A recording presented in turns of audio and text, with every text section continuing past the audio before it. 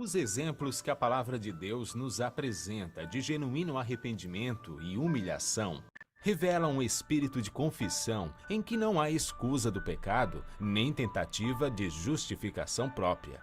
O coração humilde e contrito, rendido pelo arrependimento genuíno, apreciará algo do amor de Deus e do preço do Calvário, e como um filho confessa sua transgressão a um amante pai, assim trará o verdadeiro penitente todos os seus pecados perante Deus. E está escrito: se confessarmos os nossos pecados, Ele é fiel e justo para nos perdoar os pecados e nos purificar de toda a injustiça. Caminho a Cristo, página 41. Se possível, colocamos todos os joelhos.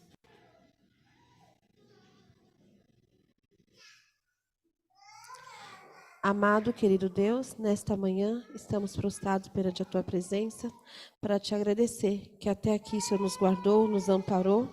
Passou mais uma semana e tivemos a Tua proteção, o Teu cuidado, o Teu amor e a Tua misericórdia.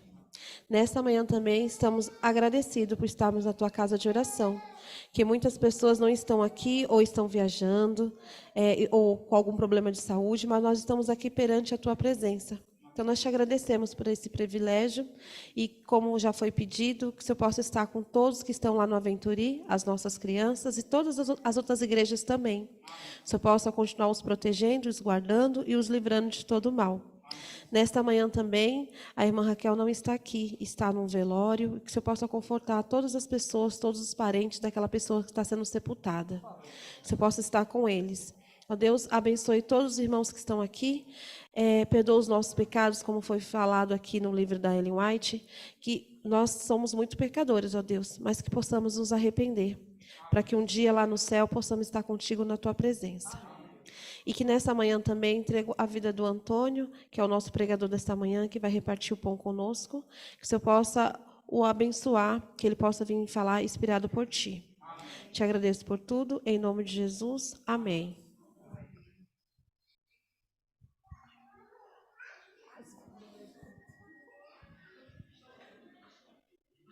Eu vou pegar esse aqui.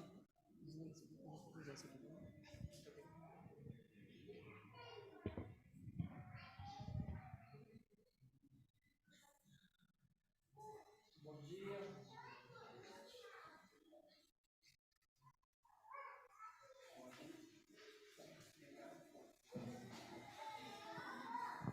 Alô? Opa. Bom dia, um feliz sábado a todos. Que Deus seja louvado com a presença de cada um de vocês aqui. Vocês têm que entender que vocês escolheram o melhor lugar do mundo para estar. Que o nosso Deus Todo-Poderoso, Ele parou um dia para nós descansar, sair das nossas correrias.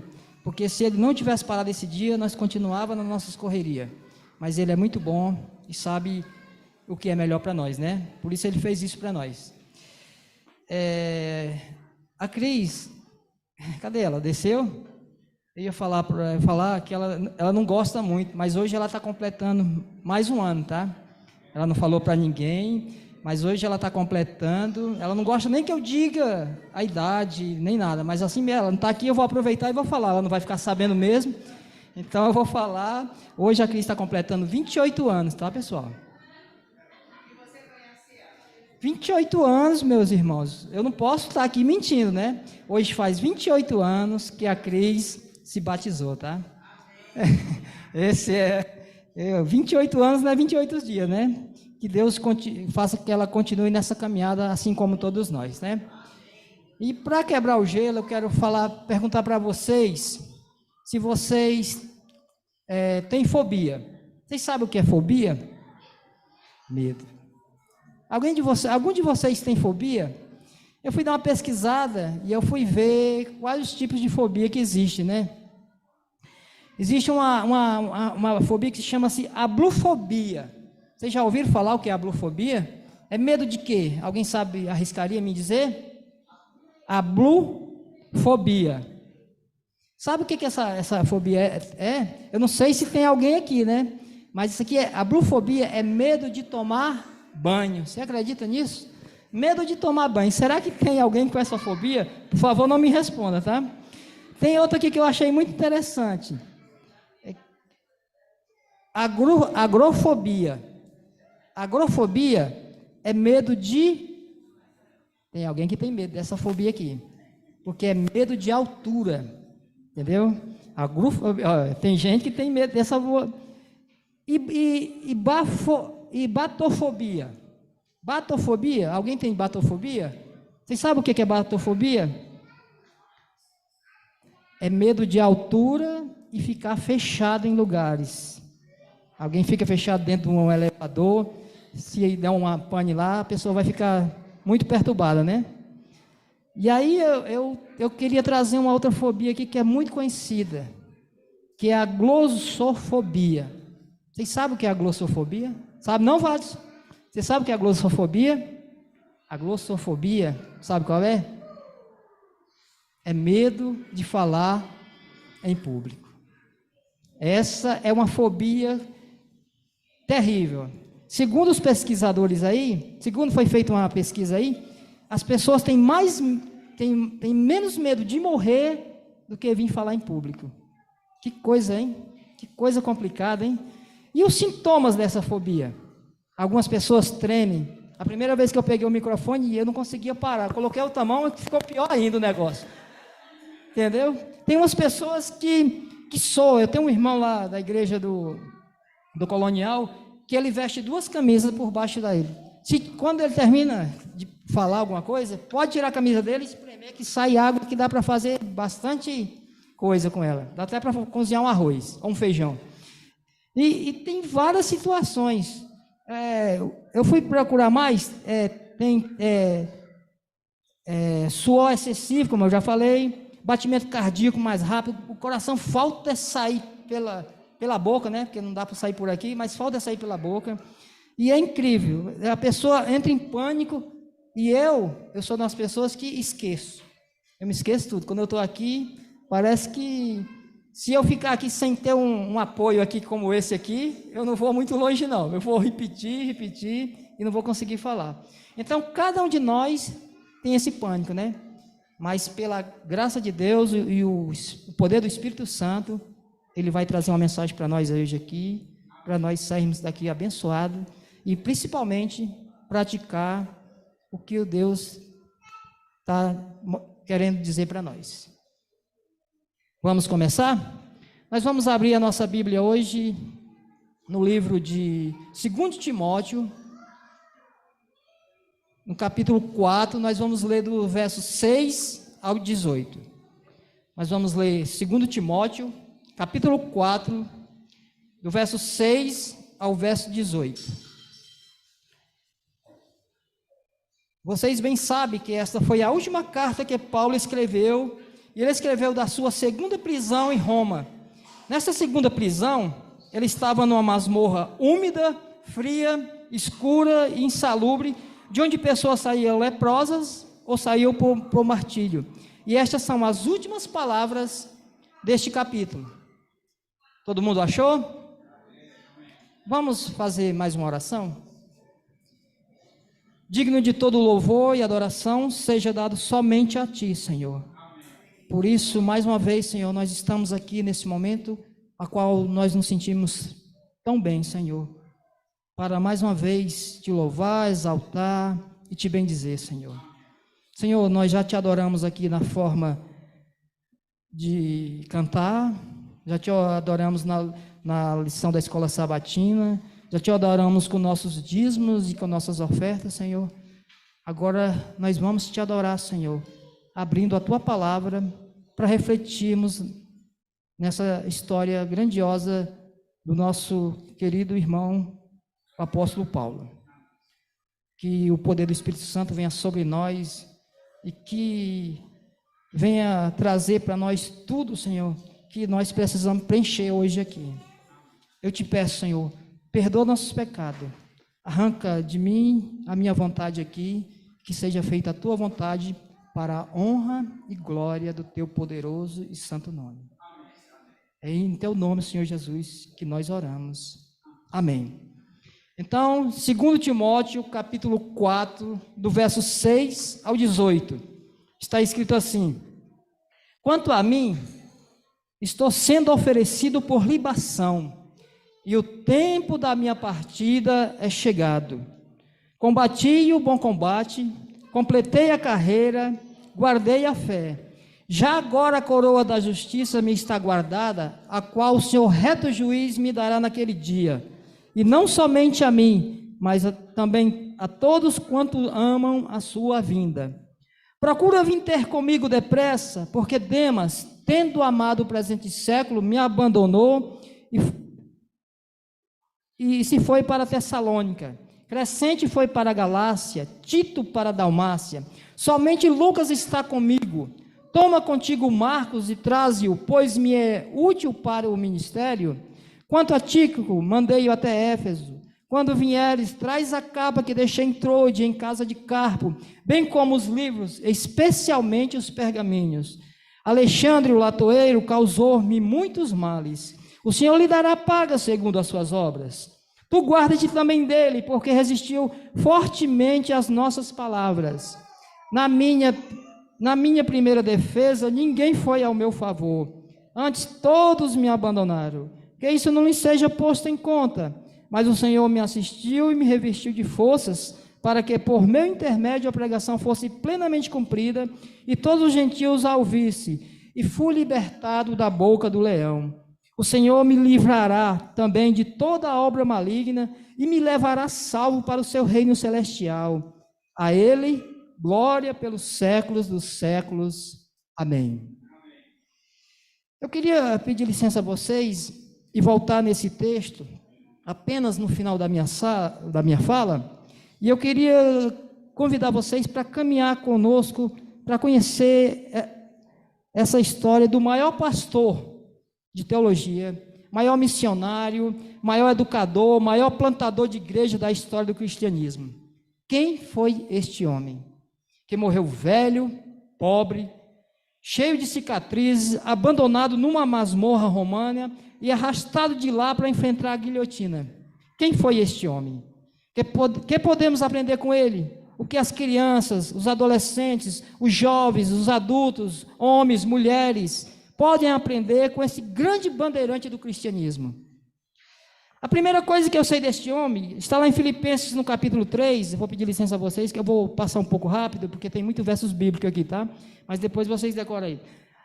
Está lá em Filipenses, no capítulo 3, no verso 5, quando ele mesmo diz que foi circuncidado ao 8º dia da linhagem de Israel, da tribo de Benjamim, hebreu de hebreu, quanto à lei fariseu, quanto ao zelo, perseguidor da igreja. Ele era um judeu puro sangue, uma das mais importantes tribos de Israel.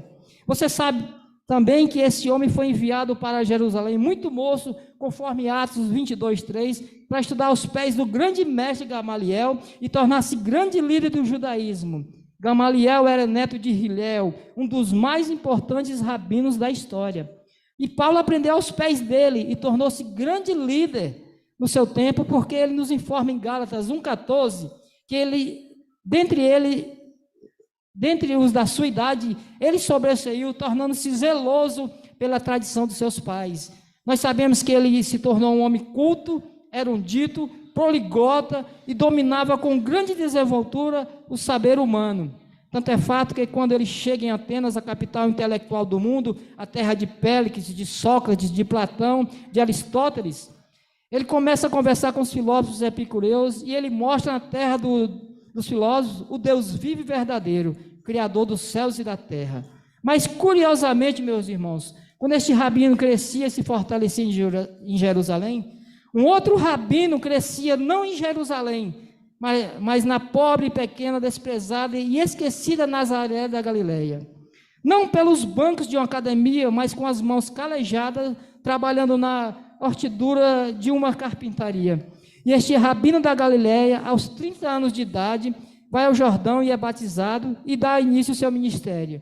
E diz a Bíblia que esse rabino da Galileia pregava não como os escribas, mas pregava aos ouvidos e aos olhos, porque os cegos viam, os coxos andavam, os leprosos eram purificados, os surdos ouviam, e os mortos ressuscitavam, e multidões o seguiam.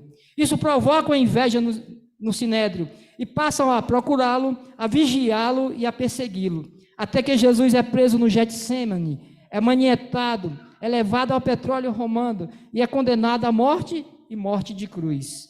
Crucificam-no, sepultam-no para o alívio do sinédrio judaico. Entretanto, no primeiro dia da semana seguinte, uma notícia explode em Israel: o túmulo do Rabi aberto de dentro para fora. Ele ressuscitou. Essa notícia incomoda Jerusalém, e é nesse momento que Saulo de Tarso se levanta como o maior opositor do cristianismo. Se você perceber, este homem vai perseguir a fé cristã com fúria assassina, com violência incomparável, e vai se transformar num verdadeiro pesadelo para a igreja cristã do primeiro século. Chega ao ponto do Novo Testamento chamá-lo ele de dois nomes extremamente indelicados. O primeiro deles, ele é chamado de uma fera selvagem. Essa figura está claramente exposta em Atos 9:1. Quando diz que respirava ameaças de morte, contra os discípulos, e essa palavra no grego é a mesma palavra para descrever uma fera selvagem, que salta sobre sua presa para destruí-la. Ele era uma fera selvagem. Você pode perceber isso pela própria descrição que ele dá de si mesmo. Ele diz em 1 Timóteo 1,13 que ele era perseguidor, insolente, blasfemo. Ele diz em 1 Coríntios 15:9 que ele era o menor dos apóstolos porque perseguia a igreja de Cristo. Ele diz em Gálatas 1,13 que ele perseguiu a igreja de Deus com muita fúria, e assim diz o texto que ele devastava a igreja de Deus. Em Atos 8:3 ele diz que ele assolava a igreja de Deus, e ele entrava nas casas e arrastava homens e mulheres e jogava na cadeia. Mas Atos 9:21, irmãos, que ele não apenas devastava e assolava, não. Ele exterminava aqueles que confessavam o nome de Jesus. Você sabe que exterminar não é prender, não é bater, exterminar é matar. Saulo era um assassino selvagem, um homem sanguinário e turbulento. Ele chega a dizer isso de forma mais clara em Atos 22:4, quando ele diz que perseguiu a religião do caminho até a morte. Ele perseguia não apenas os crentes, mas a religião dos crentes. Mas Atos 26:9, ele vai além e diz o seguinte, que ele entendia que devia fazer muitas coisas contra o nome de Jesus. Ele perseguia os crentes, a religião dos crentes, o Deus dos crentes, ele perseguia a Jesus. Atos 26:10 diz que ele encerrou muitos dos santos nas prisões. E quanto a esses muitos dos santos, ele dava o seu voto quando os matava. Ele mandou matar muita gente em Jerusalém. Ele derramou muito sangue em Jerusalém. Ele não mandou matar apenas Estevão. Ele era um homem sanguinário, ele era uma fera selvagem. Atos 26:11 diz que ele entrava na sinagoga e açoitava os crentes lá na sinagoga. Não respeitava domicílios domésticos, não respeitava os lugares sagrados. E mais do que isso, ele incitava a blasfemar contra Deus. Em outras palavras, ele chegava para um crente e dizia: ou você nega Jesus, eu te prendo, ou você nega Jesus, eu te bato, ou você nega Jesus, eu te mato. Esse homem era um touro indomável. Essa figura era uma fera selvagem. Até por cidades estranhas, ele perseguia o povo de Deus. Mas o Novo Testamento nos apresenta este homem também de uma segunda forma. Ele era também um touro indomável. Essa figura estranha está em Atos, no capítulo 26:14, quando o próprio Deus aparece para ele, o Senhor Jesus, lá no caminho de Damasco, e grita do céu aos seus ouvidos e diz: Saulo, Saulo, por que me persegues? Dura coisa é recalcitrares contra os aguilhões. Se você foi criado na região rural, você deve lembrar de como se deve amansar um garrote, um bezerro ou um boi para o trabalho doméstico. O principal instrumento é o aguilhão. Às vezes nós pensamos que Deus começou a trabalhar na vida de Saulo lá no caminho de Damasco. Isso não é verdade. Toda vez que Saulo entrava na sinagoga e batia no crente, toda vez que Saulo dava um voto para matar um crente, e esse crente, em vez de blasfemar contra Deus, ele glorificava o nome de Deus, era o Espírito Santo picando a sua consciência, era Deus ferroando esse touro bravo, mas esse touro bravo não queria ser amansado, até o dia que esse touro bravo vai pela estrada de Damasco, respirando ameaça de morte contra os discípulos. De repente, o domador de touro bravo joga esse touro bravo no chão e grita dos céus: Saulo, Saulo, por que me persegues? Dura coisa é recalcitrares contra os aguilhões. O touro bravo está caído, o touro bravo está vencido. O maior perseguidor do cristianismo está subjugado. O maior soldado da igreja está convertido. Fecha-se aqui então o primeiro capítulo da sua história. Começa uma nova história, um novo capítulo. Como é que Deus preparou este homem para o ministério? Para ser um educador, um pastor. E você se lembra que ele foi levado cego para a casa de Judas, na rua direita, em Damasco. Ficou 3 dias cego, orando e jejuando. Quando o próprio Senhor Jesus aparece para Ananias em Damasco e diz: vai à rua direita, a casa de Judas, ore por Saulo, ele está orando. E Ananias respondeu: Senhor, eu tenho escutado de muita gente quantos males tem feito este homem aos teus santos em Jerusalém. Mas o Senhor disse: vai, porque ele é para mim um vaso escolhido, e eu lhe mostrarei quanto importa sofrer pelo meu nome. Ananias vai e põe a mão sobre Saulo, e ele fica curado da cegueira. Ele se levanta, recebe o Espírito Santo e é batizado. Agora abra aí sua Bíblia comigo e vamos ver Atos 9:20. Atos 9:20.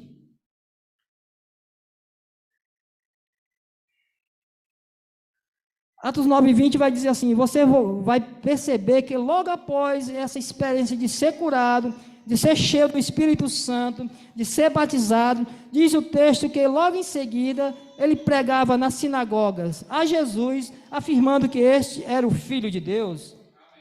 Agora olhe comigo Atos 9:22.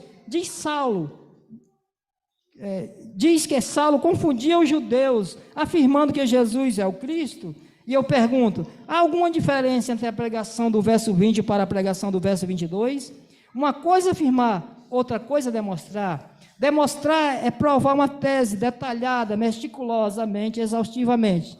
É claro que há uma profunda diferença entre afirmar que Jesus é o Filho de Deus e demonstrar que Jesus é o Messias, que Jesus é o Cristo. A grande pergunta é, irmãos, quanto tempo durou a pregação do verso 20 para a pregação do verso 22? Atos não responde, mas a resposta está em Gálatas 1:15 a 17. Demoraram-se aqui 3 anos. E onde Paulo esteve aqui nesses 3 anos? Diz a Bíblia que ele foi para a região da Arábia. Logo que ele foi convertido em Damasco, ele aprove ao Senhor revelar nele e a ele. E ele não consultou nem carne, nem sangue, nem subiu a Jerusalém para os apóstolos, que eram um apóstolo antes dele, mas subiu para a região da Arábia. E depois voltou a Damasco. E só depois, então, de 3 anos, ele volta para Jerusalém. E a grande pergunta é, o que ele ficou fazendo na Arábia? Não temos dúvida que ele ficou fazendo um seminário intensivo com Deus. Nesse tempo, Jesus revelou nele e a ele. Nesse tempo ele releu o Antigo Testamento, nesse tempo ele entendeu que aquele Jesus que ele perseguia, de fato, era o Messias. Nesse tempo Jesus estava trabalhando na vida dele e mostrando a ele a essência e o conteúdo da doutrina cristã e evangélica. Se Jesus investe 3 anos nos apóstolos na Palestina, Jesus investe 3 anos em Saulo, na Arábia. E depois que ele volta para Damasco, conforme Gálatas 1:18, então diz a Bíblia que aí sim encaixa-se muito bem o verso 22. Saulo mais e mais se fortalecia, confundindo os judeus, demonstrando que Jesus é o Cristo. O que acontece com ele? Os judeus querem matá-lo. Ele tem que fugir de Damasco.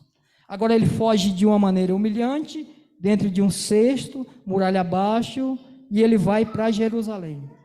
Quando Saulo vai para Jerusalém, irmãos, ele deve ter imaginado o seguinte: eu vou ser o grande líder da igreja de Jerusalém.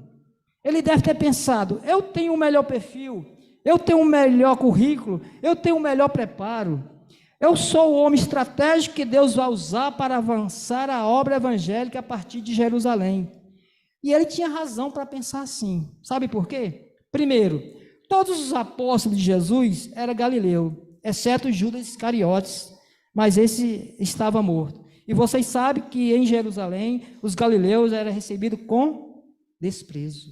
Tanto é fato que quando no Pentecostes, quando o Espírito Santo foi derramado, as pessoas se aproximaram para ver o que estava acontecendo. Uns olharam perguntando: o que queres dizer? Outros olharam com preconceito: ah, são galileus, estão bêbados.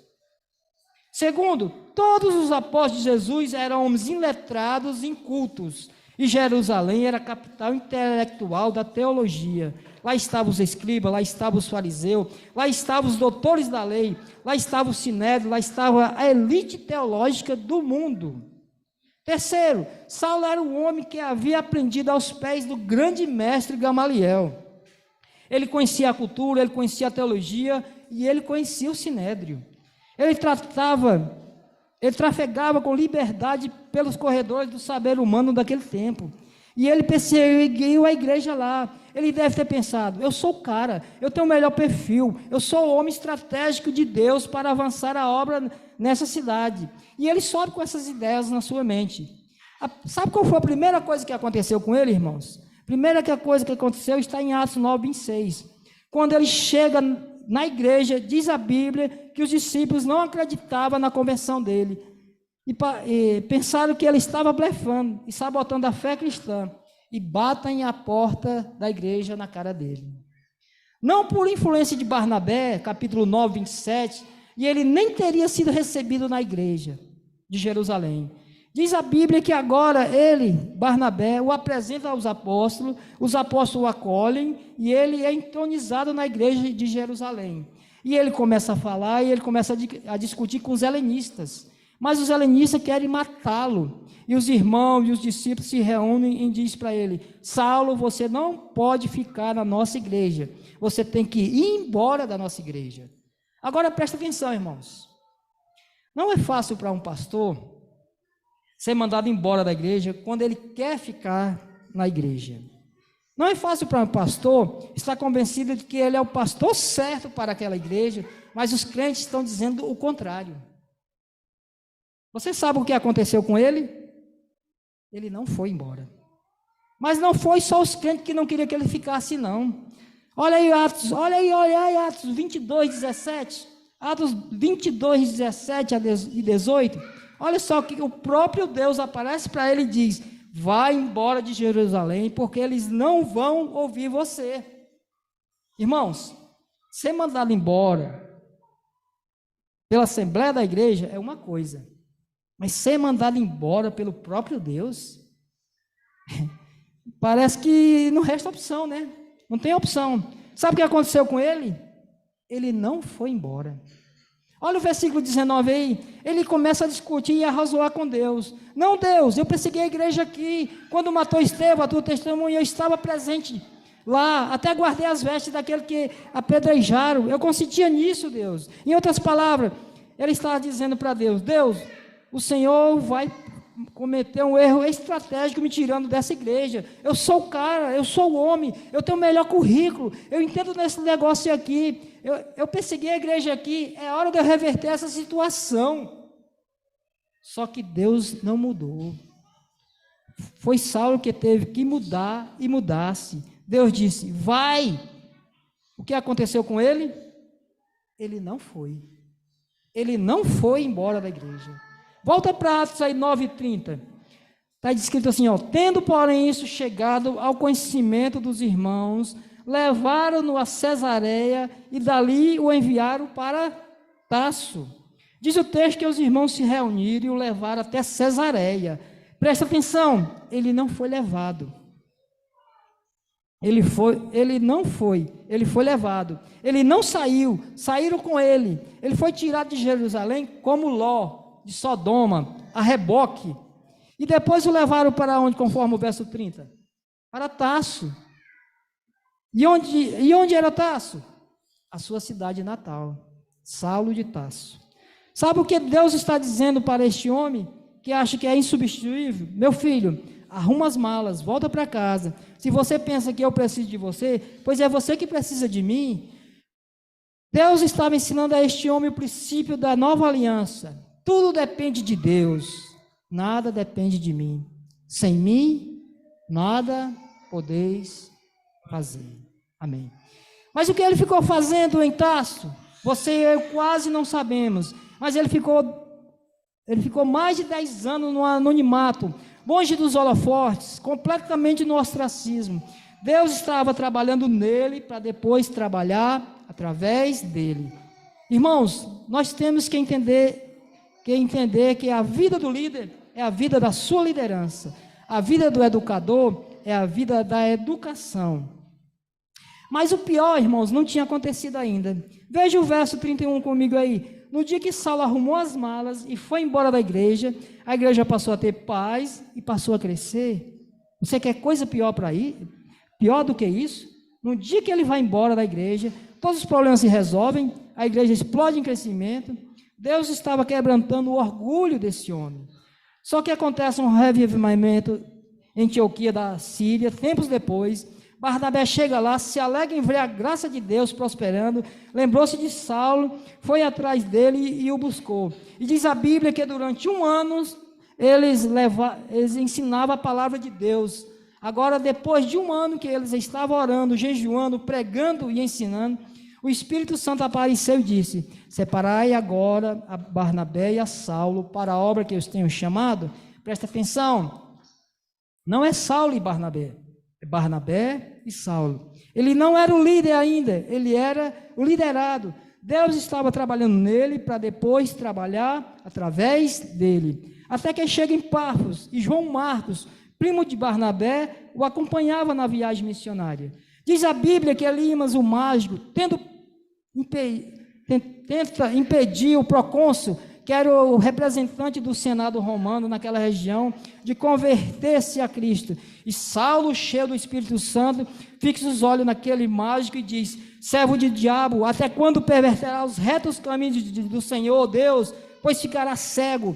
O mágico fica cego, o procônsul se converte, e a multidão cheia de temor, e diz a Bíblia que a partir dali, Saulo deixa de usar seu nome judaico Saulo, e passa a usar o seu nome romano Paulo, e ali sim, ele começa a se levantar como grande líder do cristianismo, e começa a liderar a obra missionária. Foram lutas, porque você vai perceber que quando ele passa pela região de Perge da Panfilha, o João Marcos volta para casa, e aquela era uma região infectada de malária.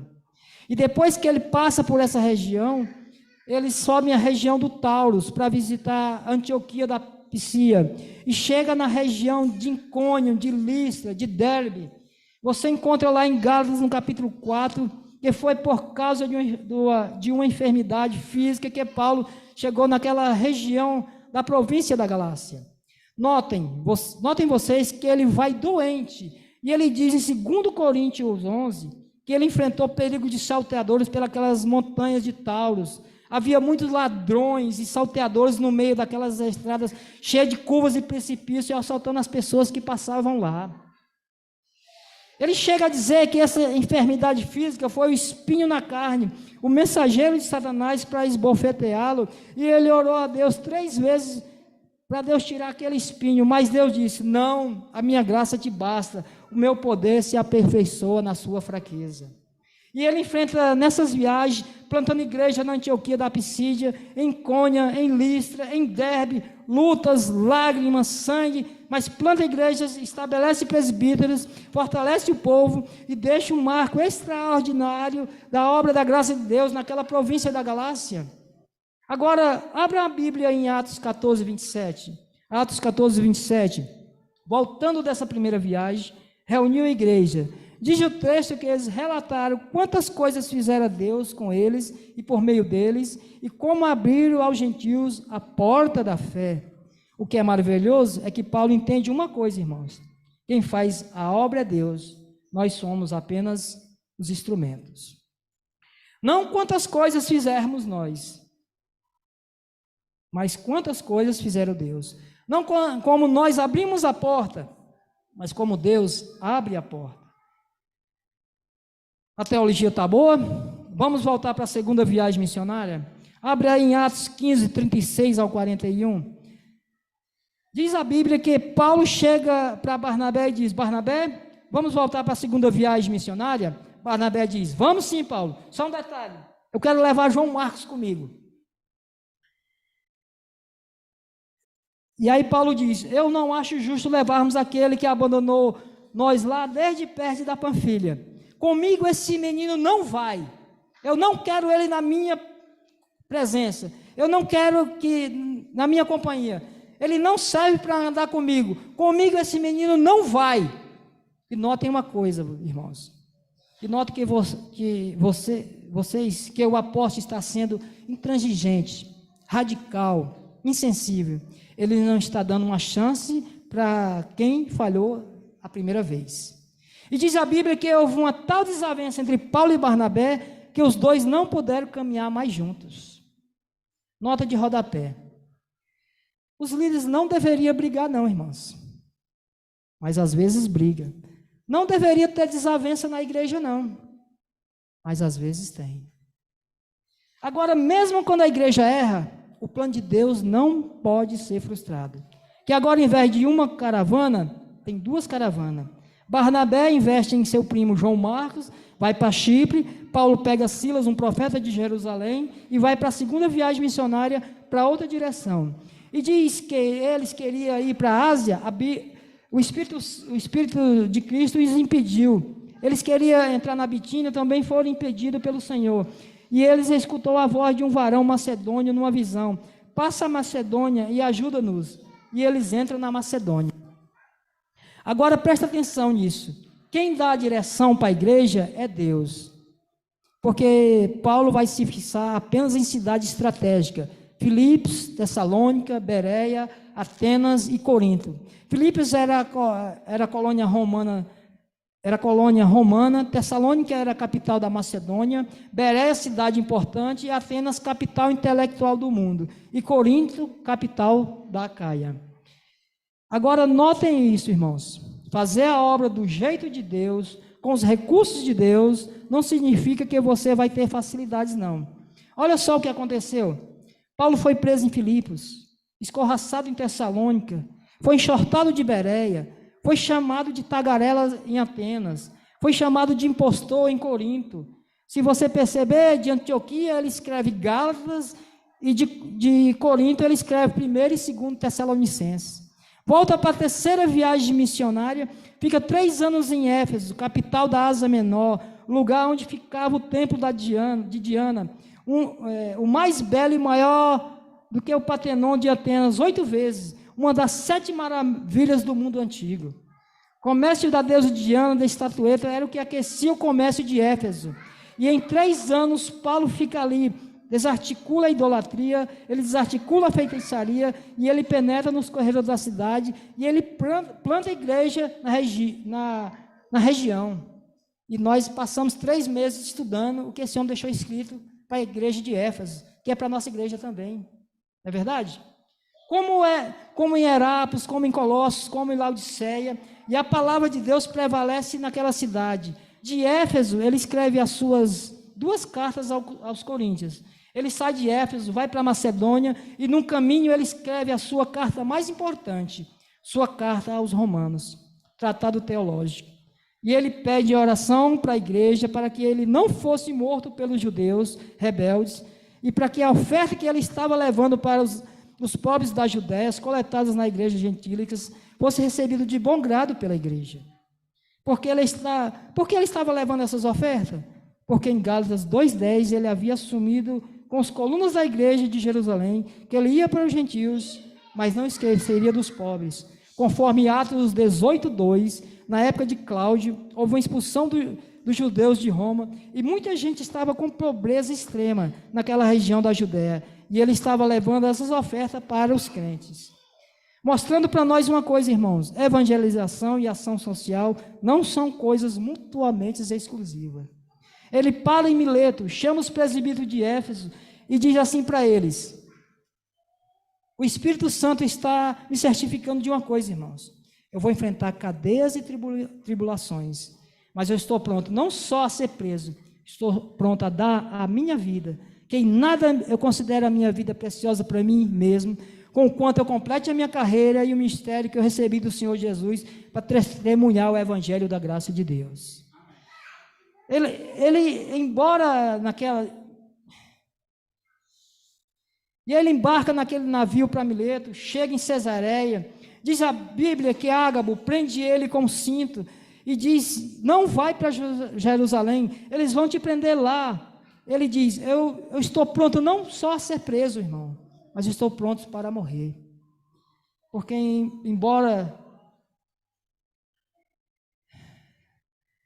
enquanto complete a minha carreira e o ministério que eu recebi do Senhor Jesus, para testemunhar o evangelho da graça de Deus. A notícia vaza, chega no sobrinho de Paulo, e ele vai e ele é preso.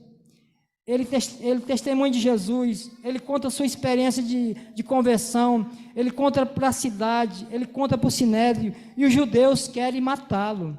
E a notícia vaza, chega no sobrinho de Paulo, chega em Paulo, chega ao comandante, e ele é tirado da cidade na calada da noite, e é levado para Cesareia Marítima, e fica 2 anos acusado pelos judeus, sob a égide do governador Félix e Festo, na transição de governo. O sinédrio judaico tenta corromper o governador para levar Paulo para Jerusalém, para matá-lo na estrada. Paulo, entendendo o drama, diz, eu sou cidadão romano, quero ser julgado em Roma. O governador disse, para Roma você quer ir? Para Roma você irá. No dia que ele embarca para Roma, ele enfrentou um naufrágio. Você pode entender isso, irmãos? Ele queria estar em Roma. E a viagem foi turbulenta, chega ao ponto de desespero. Diz a Bíblia agora que o próprio anjo do Senhor aparece no navio e diz, coragem, Paulo, ninguém vai morrer, você vai ter que chegar numa ilha.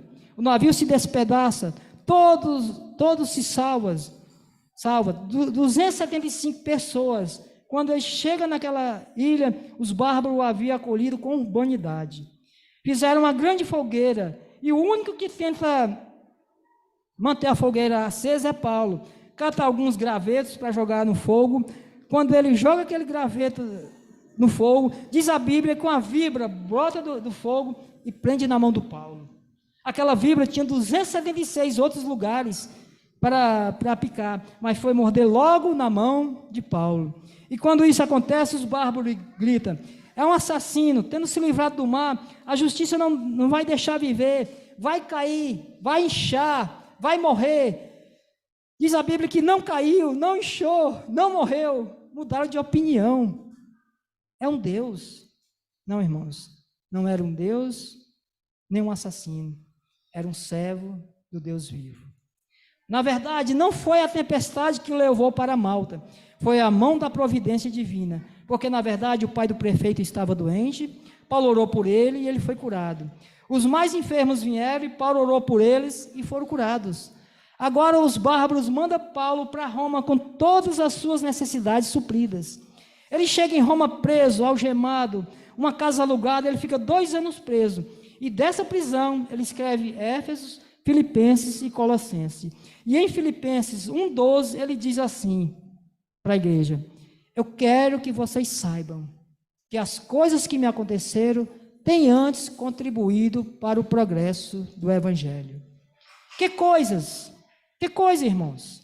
Foi perseguido em Damasco, foi rejeitado em Jerusalém, foi esquecido em Tarso, foi apedrejado em Listra, foi preso em Filipos, foi escorraçado em Tessalônica, foi enxortado de Bereia, foi chamado de tagarela em Atenas, foi chamado de impostor em Corinto, enfrentou feras em Éfeso, foi preso em Jerusalém, foi acusado em Cesareia, enfrentou naufrágio para Roma e foi picado por uma cobra em Malta. Mas eu quero que vocês saibam que essas coisas que me aconteceram têm antes contribuído para o progresso do Evangelho. Ele chega a dizer em 2 Coríntios 11, 24 a 28, que ele 5 vezes recebeu dos judeus uma quarentena de açoites, menos um. 195 açoites, todos cicatrizados. Quando ele escreve Gálatas 6,17, ele diz: quanto ao mais, irmãos, ninguém me moleste, porque eu trago no corpo as marcas de Jesus. 3 naufrágios, a Bíblia só relata um, açoitado com varas 3 vezes, perigo de rio, perigo de mares, perigos de salteadores, perigo nos desertos, perigos na cidade, perigo no campo, perigo entre patrícios, perigo entre estrangeiros, e ainda pesava sobre mim a preocupação com todas as igrejas. Mas eu quero que vocês saibam que as coisas que aconteceram com esse homem têm contribuído para o progresso do Evangelho até hoje.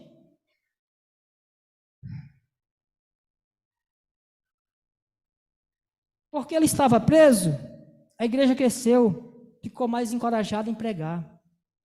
Já dizia um grande pregador, irmãos, que ele tinha uma sugestão infalível para o crescimento da igreja. Dizia ele assim: quer ver a igreja crescer? Bote os pastores dentro da prisão, bote os pastores na cadeia. Seria uma explosão de crescimento. Os pastores iam ter que pregar lá dentro e converter esse povo lá dentro. Porque Paulo estava preso, diz ele evangelizou toda a guarda pretoriana. E você sabe o que é a guarda pretoriana? Era a guarda de elite do império, do imperador.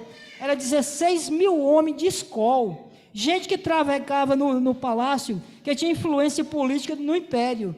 E durante 2 anos, 3 turnos por dia, um homem em cada lado de Paulo. E sabe o que Paulo fazia? Evangelho neles, evangelho neles, evangelho neles. Durante 2 anos, toda a guarda pretoriana estava evangelizada. Por isso, quando ele escreve Filipenses 4:22, ele diz assim: todos os santos vos saudam, especialmente os da casa de César. O imperador Nero não sabia de uma coisa, mas Deus o havia constituído um presidente das missões estrangeiras no império, e botou lá dentro do palácio o maior missionário da igreja, e botou diante dele o seu auditório. Lá em 2 Timóteo 4:2, eu peguei aqui na versão da Bíblia Viva, está escrito assim: olha, pregue incessantemente a palavra de Deus em todos os momentos, sempre que tiver oportunidade, a tempo e fora de tempo, quando for conveniente e quando não for. Esteja todo o tempo alimentando as pessoas pacientemente com a palavra de Deus. Porque Paulo estava preso, ele não podia ministrar às igrejas. Sabe o que ele fez? Começou a escrever cartas. Irmãos, se Paulo não estivesse preso, talvez nós não teríamos Éfeso na nossa Bíblia. Talvez nós não teríamos Filipenses. Talvez nós não teríamos Colossenses. Talvez nós não teríamos Filemon. Talvez você pense assim: a minha vida está à deriva. Eu não estou entendendo o que está acontecendo. Mas Deus está no controle da vida de cada um de nós. Dessa primeira prisão, Paulo orou para sair e saiu. Mas não saiu para se aposentar, não. Não tem aposentadoria no reino de Deus e nem diplomação. Ele saiu para trabalhar. E ele percorreu as igrejas. Ele deixou Timóteo em Éfeso, ele deixou Tito na ilha de Creta, ele passou por Nicópolis. Talvez ele tenha ido até a Espanha. E ele está fortalecendo as igrejas. Nesse tempo, a política do mundo está mudando. E chegamos ao ano 64. E Paulo está solto. Você sabe que no ano 64, o imperador romano Nero, botou fogo na capital, na cidade de Roma. Subiu para o alto da torre de Bezemas, vestiu-se de ator, pegou a sua lira e começou a tangê-la. Enquanto as chamas lambiam a capital, 7 dias de incêndio. Quando o incêndio apagou, dos 14 bairros de Roma, 10 deles tinham sido devastados. Os 4 bairros restantes, entre eles, eram povoados por judeus e cristãos. Nero encontrou um bom álibi para botar culpa nos crentes pelo incêndio de Roma. Começa uma terrível perseguição para a igreja, banho de sangue. Os crentes eram mortos a paulada, mortos afogados, mortos queimados vivos nas praças, mortos enrolados vivos em peles de animais, jogados nas arenas para os cães morderem, para os touros pisarem e para os leões devorarem. Nesse tempo, Paulo está sendo procurado como o maior líder do cristianismo, até o dia que ele é capturado outra vez. Possivelmente quando ele Estava em Troade, na casa de Carpo. Não teve nem tempo para pegar os seus objetos pessoais, sua capa, seus livros, seus pergaminhos. E agora ele não vai para uma prisão domiciliar. Agora ele vai para uma masmorra, úmida, fria, insalubre, de onde as pessoas saíam leprosas ou saíam para o seu martírio. Enquanto eu estava solto, ele escreveu 1 Timóteo e Tito. Agora preso, ele escreve a sua última carta, a segunda carta a Timóteo. E agora eu quero que vocês abram o texto que nós lemos no início, para nós concluirmos essa fala. A grande questão que nós precisamos pensar é o seguinte, irmãos: como é que esse homem se sente? O maior pastor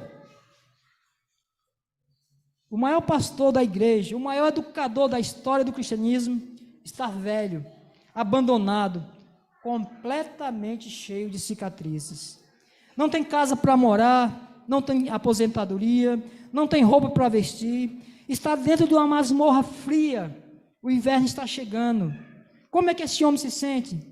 Se Paulo fosse examinado pelas lentes da teologia da prosperidade, esse homem seria um fracasso total. Um fracasso total. Esse homem, entretanto, que morre à míngua numa cadeia, é mais influente do que todos os Césares de Roma juntos. Um homem não é aquilo que ele tem. Um homem é que a graça de Deus realiza na sua história. Vou repetir. O homem não é aquilo que ele tem. O homem é aquilo que a graça de Deus realiza na sua história. Mas vejam vocês que ele vai fazer uma avaliação da sua vida para nós. E a primeira avaliação que ele faz é do seu passado. Confira aí comigo, 2 Timóteo 4,7. Ele diz assim, combati o bom combate, completei a carreira, guardei a fé. Todos os verbos estão no passado. Ele quer dizer que a vida dele não foi uma meninidade, não. Foi lutas. Ele disse que não largou a obra no meio do caminho, não. Ele completou a carreira. E nada importava para ele que ele completasse essa carreira. E ele não negociou a verdade também, não. Ele não vendeu a sua consciência. Ele não prostituiu o seu ministério. Ele guardou a fé. Quantas pessoas começam bem, mas são seduzidas no meio do caminho pelas muitas vozes, pelos muitos interesses, pelas muitas propostas, pelas muitas vantagens. Não termina a carreira e não guarda a fé. Paulo mostra para nós que não basta começar bem, é preciso terminar bem. Não basta viver bem, irmãos, é preciso morrer bem. Olha o verso 6 aí. Segundo lugar, olha o verso 6 aí. Ele vai fazer uma avaliação do seu presente. Quanto a mim, já estou sendo oferecido por libação, e o tempo da minha partida é chegado. Presta atenção que ele está dizendo o seguinte, irmãos: não é Roma que vai me matar, não. É eu que vou me entregar. Mas eu não vou me entregar para Roma, não. Eu vou me entregar para Deus, como sacrifício de aroma suave para Deus. Não é Roma que está no controle, é Deus. Eu não sou prisioneiro de César, eu sou prisioneiro de Cristo, eu sou embaixador em cadeias. Agora ele vai usar uma mensagem ofêmica para falar da morte. Ele diz assim, o tempo da minha partida é chegado. Essa palavra partida no grego tem 3 significados. Primeiro, significa tirar o fardo das costas de alguém. Sabe o que é morrer para um crente, irmãos? Apocalipse 14:3 diz que é descansar das suas fadigas. Segundo lugar, essa palavra significava desatar um bote do tronco, singrar as águas e atravessar para o outro lado. Sabe o que é morrer para um crente, irmãos? É fazer a última viagem rumo à pátria celestial. Terceiro, essa palavra significava afrouxar as estacas de uma barraca, desmontar acampamento e ir para a sua casa permanente. Sabe o que é morrer para um crente? É mudar de endereço, é ir para a casa do Pai. Paulo não está lamentando de morrer, não, porque eles sabem quem tem crido e sabe para onde está indo. Por isso ele faz uma avaliação do seu futuro. Olha o verso 8 aí, ele diz assim, já agora a coroa da justiça me está guardada, ao qual o Senhor reto juiz me dará naquele dia, e não somente a mim, mas também a todos quantos amam a sua vinda. O que ele está dizendo é o seguinte, irmãos: não importa se Nero vai se considerar culpado, ou vai ou vai me sentenciar à morte. O que importa é que o reto juiz, diante de que eu e todos que vão comparecer, já me justificou e já guardou para mim a coroa da justiça. Ele fala que ele não está indo para um túmulo gelado, eu estou indo para a glória, eu estou indo para receber a recompensa daquele que é o Deus da minha vida. Mas note uma coisa, irmãos, esse homem não é um super-homem e nem um super-crente, ele é um homem e ele tem sentimentos, e ele vai abrir a alma para nós agora e ele vai contar os dramas que ele está vivendo antes de morrer. A primeira coisa que ele vai nos dizer, o primeiro drama que ele vai enfrentar é o drama da solidão. Olha aí o verso 9 comigo. Procura vir ter comigo depressa. Olha o verso 21. Venha antes do inverno. Olha o verso 11. Quando vier, traz contigo Marcos, pois ele me é útil para o ministério. Como eu gosto desses versos, irmão. Porque para mim, Paulo está fazendo um reparo no final da vida. Você lembra de Atos 15 lá, 36 a 41, quando ele brigou com seu companheiro Barnabé, dizendo que não aceitava Marcos com ele, que ele não queria Marcos na companhia dele, que Marcos não servia para andar com ele, que Marcos não tinha condições de participar junto com ele da obra missionária. Agora ele está dizendo o seguinte, irmãos, eu preciso desse menino aqui, pertinho de mim. Antes de morrer, eu quero encostar a cabeça no peito desse menino. Eu preciso dele. Eu quero falar com ele. Ele me é útil. Irmãos, nunca é tarde demais para pedir perdão. Para construir pontes, onde um dia nós cavamos abismos. Para estreitar relacionamentos. Para reparar brechas. Para curar relacionamentos feridos. A igreja... Gente precisa de Deus, mas gente precisa de gente. Segundo drama que Paulo está enfrentando, irmãos, olhem comigo no verso 10, é o drama do abandono, porque Demas, tendo abandonado o presente século, me abandonou. Não é fácil ser abandonado no final da vida, não é fácil ser abandonado quando você fez da sua vida uma semeadura de amor. Não é fácil ser abandonado quando você precisa de ajuda. Não é fácil ser abandonado quando você precisa de um ombro amigo para inclinar a sua cabeça. E notem vocês que o maior pastor do cristianismo está fechando as cortinas do ministério, abandonado. Terceiro drama, olha o verso 14 comigo. Ele está enfrentando o drama da traição. Alexandre o latoeiro causou-me muitos males. O Senhor lhes dará paga segundo as suas obras. Diz os historiadores que Alexandre o latoeiro foi quem delatou o apóstolo Paulo, culminando na sua prisão e no seu consequente martírio. Tem gente que puxa o tapete, tem gente que joga contra o patrimônio, tem gente que torce contra você, tem gente que se alegra com a sua dor, tem gente que celebra a sua derrota, tem gente que se sente feliz com os seus dramas, tem gente que apunhala você pelas costas. Não é fácil você lidar com a traição. Quando você semeou amizade, carinho, amor, respeito, de repente você é traído, você é machucado, você é ferido. Paulo está enfrentando esses dramas no final da vida, no final do ministério. E olhe, por favor, no versículo 15, quando ele diz para Timóteo: tu, Timóteo, guarde-te também dele, porque ele resistiu fortemente às nossas palavras. Ele é alguém que persegue o pregador e a pregação, o mensageiro e a mensagem. Quarto lugar, Paulo está enfrentando o drama das privações. Olha o verso 13 aí. Quando você vier, Timóteo, traz a capa que deixei em Troade, na casa de Carpo, bem como os livros, especialmente os pergaminhos. Este homem está enfrentando 3 privações, irmãos. E a primeira dela é a privação emocional. Está precisando de gente. Está se sentindo sozinho, abandonado, enfrentando a dor da solidão. Amados, todos nós precisamos ter amigos com quem podemos abrir o coração, derramar nossas lágrimas. A igreja tem que ser um lugar de amizades. Segunda privação que esse homem está enfrentando é a privação mental. Ele está dizendo: quando você vier, traz os meus livros, especialmente os pergaminhos. O que me impressiona em Paulo, irmãos, é que ele sabia que ia morrer e ele queria estudar. Tem muita gente que passa a vida inteira sem ler nada, sem estudar nada. E olha que na nossa igreja não tem quase livro para nós ler, né? Tem quase nada. Mas tem muita gente que não quer ler nada. A terceira privação que ele está fazendo, irmãos, que ele está enfrentando, é a privação física. Irmãos, o inverno está chegando, e ele diz assim no verso 21, e você sabe que em Roma o inverno chega a temperaturas abaixo de zero, e é mais frio numa masmorra do que do lado de fora dela. E esse velho, e você sabe que o velho sente mais frio do que a gente nova, ele podia morrer de frio antes de morrer degolado. Presta atenção nisso, irmãos. O maior pastor do cristianismo não tem uma roupa para vestir, uma capa surrada para usar na chegada do inverno.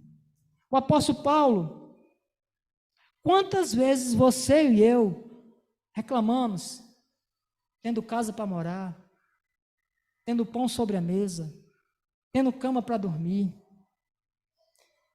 tendo roupa para vestir. O apóstolo Paulo não está reclamando, não. Ele está pedindo que pelo menos sua capa surrada seja trazida para que ele tenha um pouco de conforto diante da chegada do inverno antes de morrer. Mas finalmente, irmãos, este homem está enfrentando o quinto e talvez o maior drama da sua vida. É o drama da ingratidão. Olha o verso 16 comigo aí. Na minha primeira defesa, ninguém foi ao meu favor. Antes todos me abandonaram. Que isso não seja posto em conta. Eu fico imaginando, irmão, que toda vez que Paulo pensava nessa audiência, onde ele havia de ser decidido o seu futuro, ele devia pensar assim, vai ter um exército lá me esperando para dar testemunho ao meu respeito. Por que ele pensou assim? O camarada plantou igrejas na província da Galácia, na Macedônia, da Caia, na Ásia Menor, em Jerusalém, no Ilírico. Ele pregou o evangelho, levando milhares de pessoas a Cristo. Quando ele chega naquela audiência, não tinha uma pessoa para falar a favor dele. Talvez ele olhava para a porta do fundo, vai chegar alguém, vai entrar alguém para falar a meu favor, para fazer a minha defesa. Não entrou ninguém. Você já pensou nisso? Você investir sua vida, você investir seu tempo, você investir o seu coração, você se doar, você se fazer de tudo e se desdobrar para que as coisas aconteçam. E quando você mais precisa de socorro e ajuda, não aparece ninguém. Ele está enfrentando esses dramas. Mas louvado seja o nosso Deus pelo verso 17. Mas o Senhor me assistiu e me revestiu de forças, para que por meu intermédio a pregação fosse plenamente cumprida, e todos os gentios a ouvissem, e fui libertado da boca do leão. O Senhor me levará salvo para o seu reino celestial. Em outras palavras, pode faltar para você o apoio dos homens, mas não lhe faltará o apoio de Deus. Pode faltar para você a assistência da terra, mas não lhe faltará a assistência do céu. A cena que eu vou lhe contar agora, irmãos,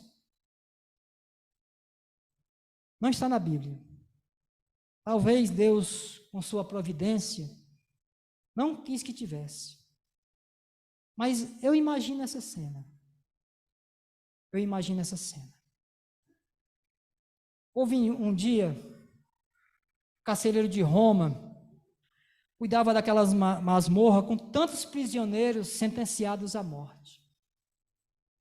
De repente ele percebe na sua mesa um pedaço de papel ou couro contendo o nome do prisioneiro que ia ser executado naquele dia. Eu vejo essa cena. Aquele homem rude, talvez insensível, levantou-se da sua mesa e com uma das suas mãos ele pega um pesado bolo de chaves. Na outra mão, ele pega uma tocha de fogo acesa e sai com passadas largas e pesadas por aquele longo, frio, insalubre, úmido corredor, até chegar à porta, até chegar em uma porta. Ele pega uma das chaves, abre uma porta pesada de ferro e lança sua tocha de fogo acesa naquela escuridão e grita: Prisioneiro Paulo, prisioneiro Paulo, prisioneiro Paulo. Lá do fundo daquela masmorra, um velho responde: sou eu. Eu estou aqui.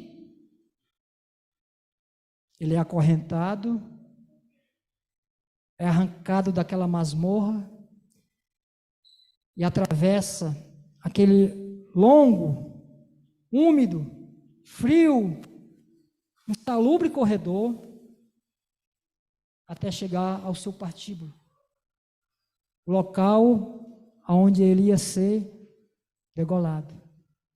E aquele carcereiro olha para ele e pergunta: você tem alguma coisa para dizer antes de morrer? E aquele velho apóstolo com cicatrizes por todos os lados olha para o carcereiro e diz: eu tenho sim. Eu tenho algumas coisas para dizer antes de morrer. O carcereiro talvez pensou que ele fosse reclamar da sua dor, do seu sofrimento, da sua decepção. E aquele velho apóstolo olha para o céu e diz: a Ele, ao Senhor Jesus, seja glória pelos séculos dos séculos. Amém. Ele colocou a cabeça no cepo, a guilhotina de Roma, cabeça para um lado, corpo para o outro, tombou na terra como um Marte. Um dia vai se levantar no céu como um príncipe. É este homem, irmãos, é este homem que diz para você e para mim: seja meus imitadores, como eu sou de Cristo. Eu vou chamar o Diego agora. Ele vai trazer para nós uma mensagem cantada.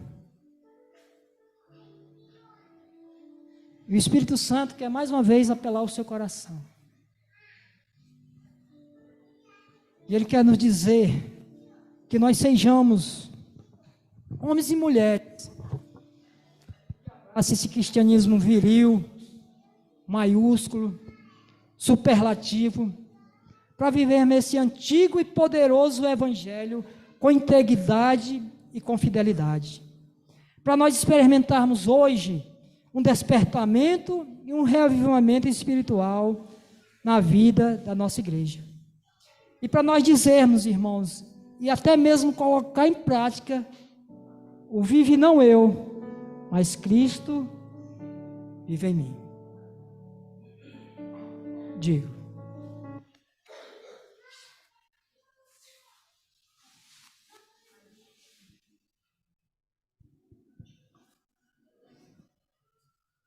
Som.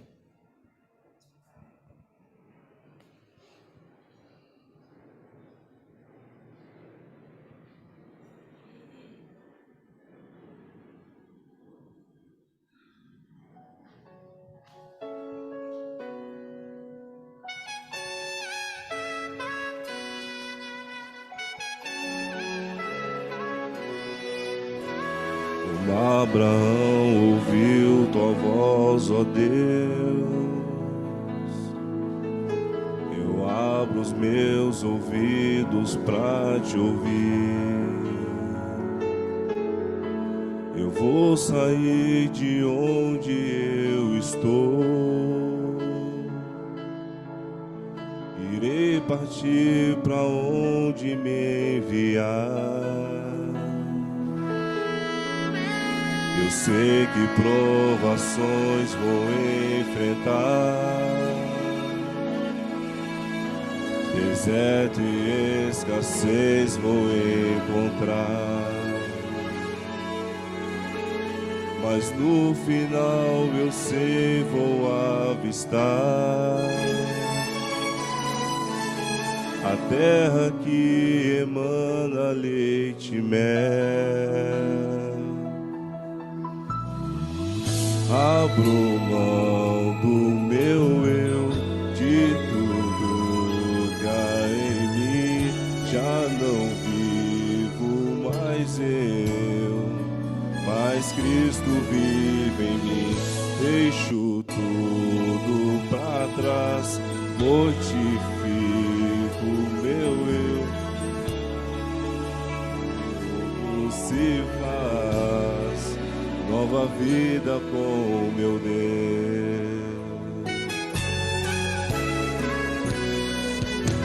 Como Abraão ouviu tua voz, ó Deus,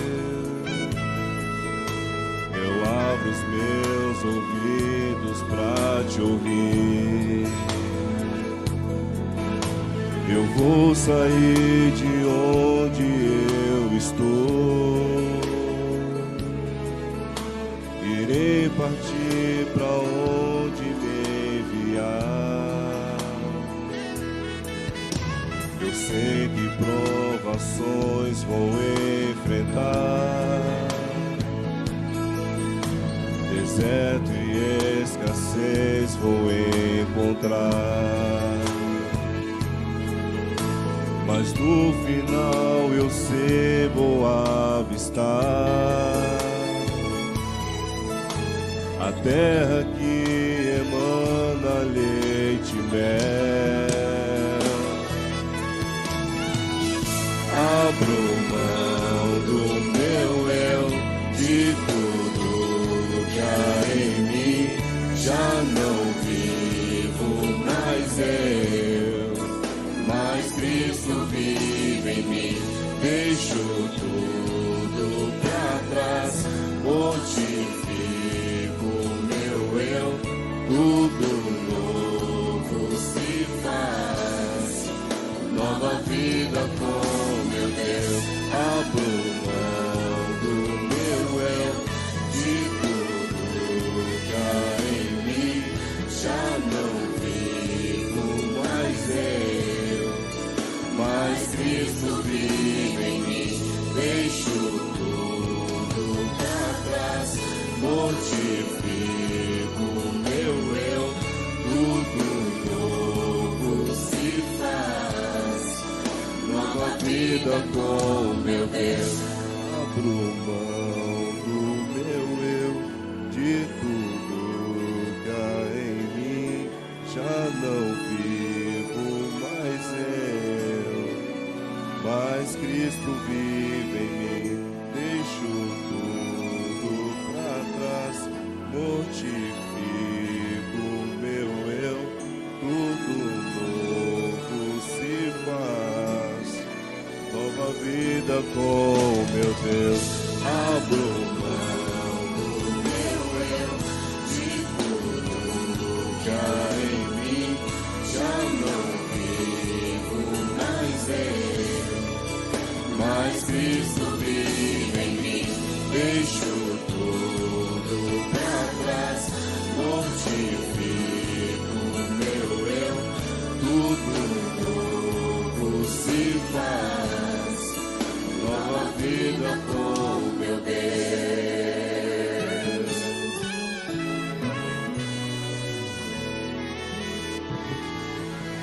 Vamos orar, meus queridos irmãos. Convido vocês a ficarem em pé para nós fazermos a nossa oração final. Bendito é o teu nome, Senhor, porque também vivemos em dias tão difíceis e tão confusos, mas nós temos a tua palavra, que é a verdade. Essas verdades benditas não sofrem alterações, porque o mundo está louco nas suas mudanças tão rápidas, perdendo os seus referenciais. Nós não estamos colocando o nosso pé numa forma que está mudando todo dia, toda hora. Nós estamos olhando para o modelo que é perfeito, que é o Senhor Jesus Cristo. Senhor, ajuda-nos a imitar aquele que imitou a Jesus, ainda que soframos, ainda que sejamos injustiçados, ainda que sejamos desprovidos de coisas materiais, ainda que a nossa carne seja ferida e que cicatrizes se multipliquem, ainda que as lágrimas rolem quente pela nossa face, Senhor, ainda que o mundo nos chame de loucos, ainda que estejamos remando contra a maré, dai-nos graças, ó Senhor, de permanecermos fiéis. Dai-nos graças, ó Deus, de não azedarmos a alma, mas de vivermos de modo digno do Evangelho. Levanta o teu povo, Senhor. Reaviva a tua obra. Inflama nosso coração. E permita, meu Deus, que essa mensagem de hoje redunde em despertamento e revivamento para a tua igreja. E levanta uma geração de crianças, de adolescentes, de jovens e de homens e mulheres, comprometido com a tua palavra, cheio do teu Espírito, pronto para fazer a tua obra, na dependência do teu poder. Muito obrigado, Senhor, por essa igreja. Muito obrigado, Senhor, por esse teu santo e maravilhoso dia. Muito obrigado, Senhor, pelas pessoas que pregas aqui neste momento. Por favor, Senhor, que o Senhor visite a todos que estão online, assistindo agora, ou que vão assistir depois. Que o Senhor Deus abençoe ricamente cada um, como o Senhor tem nos abençoado todos os dias, Senhor.